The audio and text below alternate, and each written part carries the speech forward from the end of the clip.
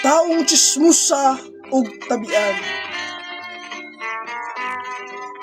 Sa iyo pagganis sa buntag, si kumari nagbulgahoy na sa kabayanan. Ang mangitag tabi, mangchismis o maghisgot sa uban. Ang bakba magartatat na sumbuhan sa masyingan. Pagkorehel o kunuhay sa makalihukan sa mga taong kilabtan. Unya usa-usab ka chismusa nga iyang gikatubang.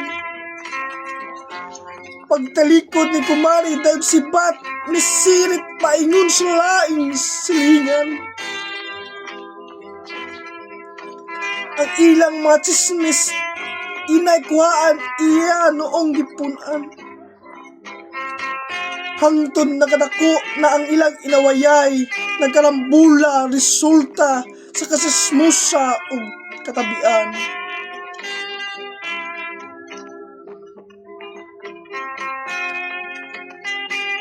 Tuod man nagadako ang away tungod sa pagpanaginot sa dugmok na istorya. Si kumari gitara sa hukmanan ang si piskalya ikiha. Dili na mo angkon kay kuno wala siya magsugilon. Merisik kang iringa ka kay sa binuhatan mo, dili ka magpabadlong.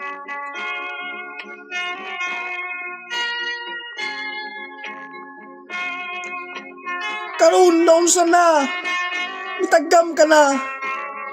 Ganong lang luspat ka lang imong dagway sama sa estotwa. Ug kumari pag-usap na niyalang batasan ug dunot mong kinaiya.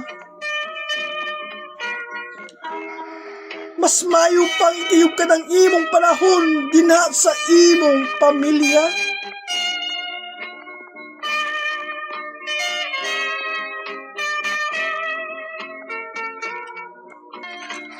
Una ang imong bana gikan sa paintaon nagdaros sa uma. Pauli sa balay kay ang iyan gutom hilabihang kutuya. Apan paglili sa kusina mingaw pa sa tirana.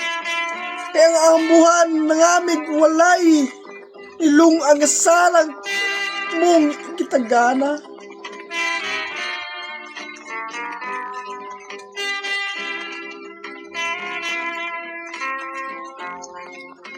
Busa kumari pagmatnon kay tambag hinaot imong pamation. Una ka manilig sa laing taran, silika una ang imong silong. Kitingali pa man sa sagbot nagkayamukat. Susiya kung limpyo bang tanaon, ang dinasa katauhan, dili ka mo pagayamiran, dili pagatamayon. Mga balak, bigyan ka mumusayan o balak sa itong messenger account o ako kining pagabasahon. Ayaw kalimti ang pag-like, comment o share sa itong video. Dagan kayo salamat sa inyong suporta. Bye-bye!